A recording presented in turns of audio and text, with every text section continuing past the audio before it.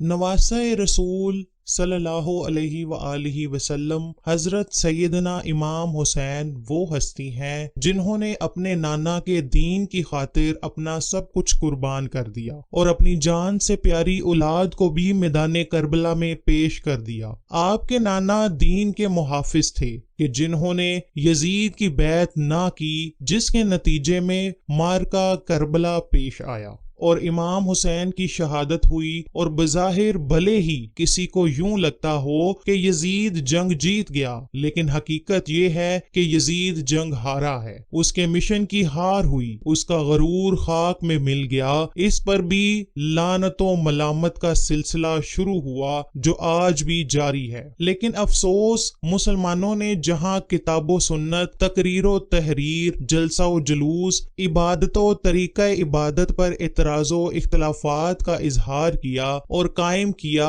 وہیں کچھ لوگ یہاں تک جرأت کر بیٹھے اور کہنے لگے کہ جب پہلے سے ہی امام حسین کی شہادت کی خبر ہو چکی تھی تو رسول اللہ نے اپنے نواسے کو کیوں نہیں بچا لیا؟ حالانکہ اس سوال اور اعتراض کا جواب خود ان کے اعتراض میں ہی موجود ہے، اور وہ جواب یہ ہے کہ جو شخص جس نبی کا کلمہ پڑھے اسی نبی پر ایسا سوال اور اعتراض کرنے کی جرأت کر سکتا ہے تو وہ اس حد تک بھی جا سکتا ہے کہ اگر نبی دعا کر کے حسین کو قتل ہونے سے بچا لیتے تو وہی لوگ طنزاً کہتے کہ جب اپنے نواسے کا گلا کاٹنے کی باری آئی تو دعا کر کے نبی نے بچا لیا۔ نعوذ باللہ۔ اللہ ایسے لوگوں کو ہدایت دے۔ انہیں معلوم ہونا چاہیے کہ نبی کریم صلی اللہ علیہ وآلہ وسلم جانتے تھے کہ میرا نواسا کربلا میں فرات کے کنارے پیاسا اس لیے شہید ہوگا کہ ہمارے ہی خاندان کے بچے کی ایڑی رگڑنے سے نکلنے والے آب زمزم کا تقدس باقی رہے،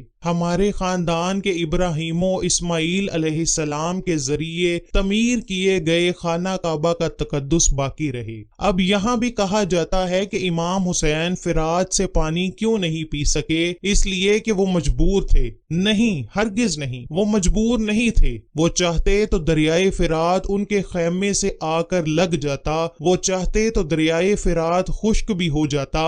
یہ تو دریائے فرات کی بدنصیبی ہے کہ وہ میرے امام پاک کے لبوں سے نہیں لگ سکا۔ پیارے دوستو، سیدنا امام حسین چاہتے تو کربلا میں فرشتے بھی اترتے اور جنات بھی حاضر ہو جاتے، بلکہ پوری کائنات کے لوح و قلم بھی آپ کی بارگاہ میں حاضر ہوتے، لیکن آپ خدا کی رضا میں راضی تھے اور سب کچھ قربان کیا۔ لیکن کربلا میں کچھ ایسے واقعات بھی رونما ہوئے ہیں کہ جن میں سیدنا حضرت حسین کو اللہ پاک نے یزیدیوں کے لیے پکارتے دیکھا ہے۔ آج کی ویڈیو کا محور وہی عجیب و غریب واقعات ہیں کہ جن میں نواسۂ رسول کو بدبخت یزیدیوں کے لیے بد دعا کرنا پڑی۔ پیارے دوستو، اللہ کے پیارے حبیب کے پیارے نواسے کے حکم کے مطابق خیموں کی حفاظت کے لیے ایک چھوٹی سی خندق کھود کر اس میں آگ لگائی گئی تھی۔ اس لیے جب مولا حسین یزیدیوں سے مخاطب ہوئے اور اہل بیت کی عظمت بیان کر رہے تھے تو ایک بد زبان یزیدی فوجی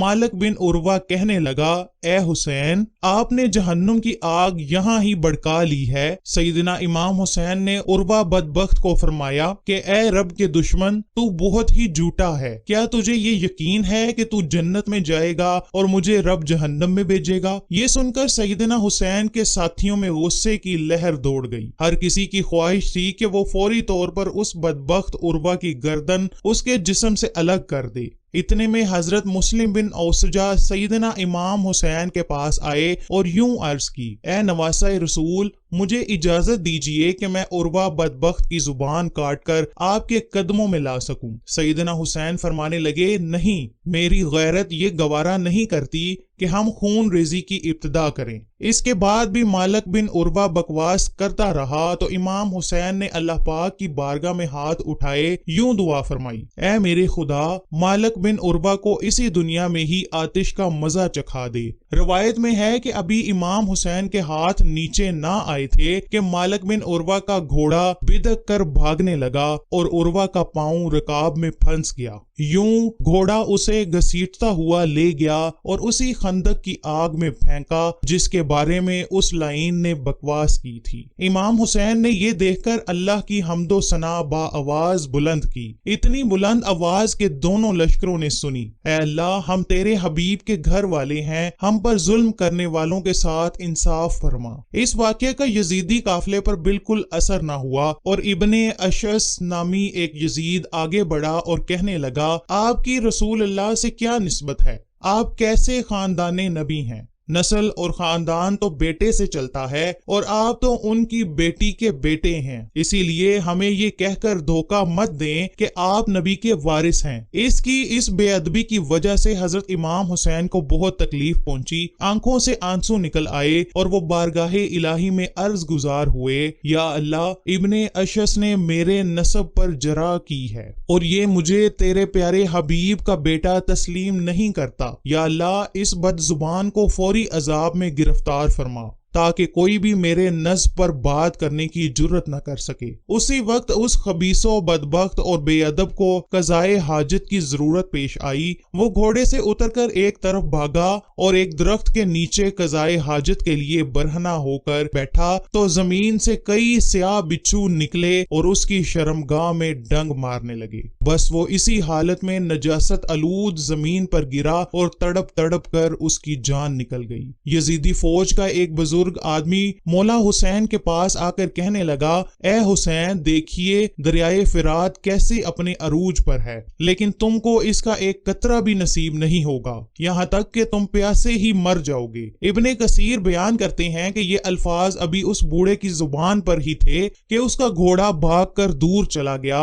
घोड़े को पकड़ने के लिए ये खबीस घोड़े के पीछे भागा। भागने से उस पर प्यास का गुलबा छा गया। वो पानी मांगने लगा। उसके साथियों ने उसे पानी पिलाना चाहा, लेकिन एक कतरा भी उसके हलक से नीचे नहीं उतरा और वो मगरूर शख्स उसी शिद्दत प्यास में जहन्नुम वासिल हो गया। ये सब वाकयात नमासे रसूल की शानो अजमत को चीख चीख कर बयान कर रहे हैं। नीज दुश्मनाने अहले बैत को ये बताना था कि देख लो कि जो ऐसा मुस्तजाबुद्दावात हो उसके मुकाबले में आना अल्लाह पाक से जंग करना है। लिहाजा इस मामले में अल्लाह से डरो। मगर उन बेजमीर लोगों ने दुनियावी मनसब पाने के लिए वाक़या करबला बर्पा किया। सैयदना इमाम हुसैन ऐसे सखी थे कि दश्ते करबला में अल्लाह की राह में अपने जवान बेटे अकबर को कुर्बान किया, अपने मजलूम बेटे असगर को अपनी झोली में दम तोड़ते देखा, अपने भाई की अमानत कासिम के सर को पामाल करवाया, अपनी बहन के जिगर गोशे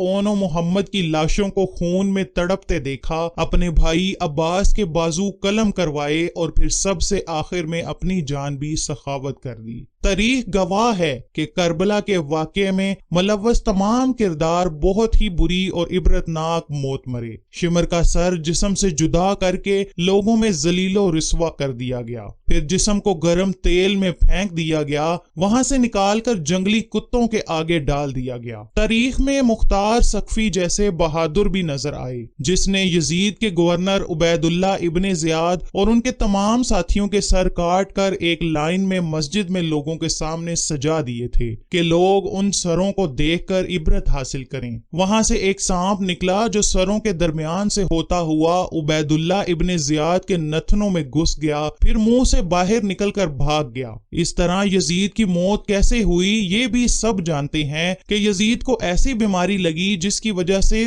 उसकी आंतें जल गईं। वो पानी को तरसता रहा, लेकिन पानी की एक बूंद भी इसके हलक तक ना उतर सकी। इसमें कोई शक नहीं कि इस साने के बर्पा करने वालों को अल्लाह आखिरत में जलीलो रुस्वा ही करेगा। बस आखिर में यही दुआ करती हूँ कि अल्लाह पाक हमारे दिलों में आले रसूल की लामहदूद मोहब्बत भर दे और अहले बैत से बुग़्ज़ रखने वालों को हमसे हमेशा हमेशा के लिए दूर कर दे। कमेंट में आमीन लिखें।